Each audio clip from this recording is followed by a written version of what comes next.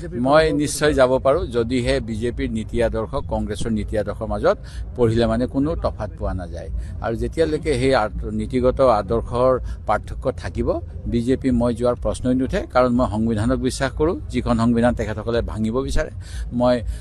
সেকুলাৰিজমত বিশ্বাস কৰোঁ যিটো তেওঁলোকে কমিউনেলিজমৰ কথা কৈ থাকে যেতিয়া তেওঁলোকৰ মুখৰ পৰা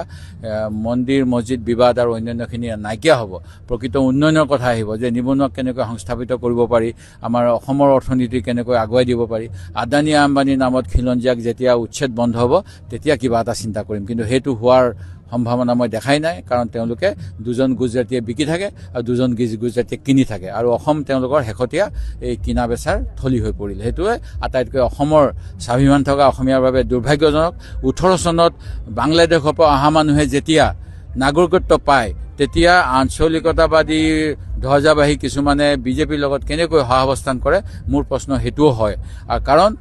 আমি অসম চুক্তিৰ কথা কয় 855 জনৰ কথা কয় শহীদ মিনাৰ বনালো বুলি কয় অকল শহীদ মিনাৰ বনালে হ'ব নেকি অকল পইচা দি পেলাই তেওঁলোকৰ পৰিয়ালক সংস্থাপিত কৰাৰ কথা ভাবিলে হ'ব নেকি তেওঁলোকে অসমৰ কথা ভাবি গৈছিল অসমৰ কথা জানো বিজেপি এজিপিয়ে ভাবিছে সেই প্ৰশ্ন ৰাইজৰ সন্মুখত মই এৰি দিছোঁ আৰু শেহতীয়া কথাটো হ'ল আটাইতকৈ ডাঙৰ কথা যে বিজেপি দলে কি কৈ আছিল জুবিন গাৰ্গক যদি ন্যায় দিব নোৱাৰো নিৰ্বাচনৰ আগত তেওঁ ক'ৰবাত বোলে গৌৰৱ গগৈ এজেণ্ট বুলি জনাব নোৱাৰিলে তেওঁ বোলে ঘৰলৈ নোসোমায় এতিয়া ক'ত গ'ল সেই কথা এতিয়া ক'ত গ'ল জুবিন গাৰ্গৰ ন্যায় এই কথাবিলাকো অসমৰ ৰাইজে চাই আছে কিন্তু ভয় আৰু ভাবুকিৰ বাবে মুকলিকৈ ওলাই অহা নাই কিন্তু আপোনালোকে জানে বেলটৰ দিনাখন গোপন বেলট হয়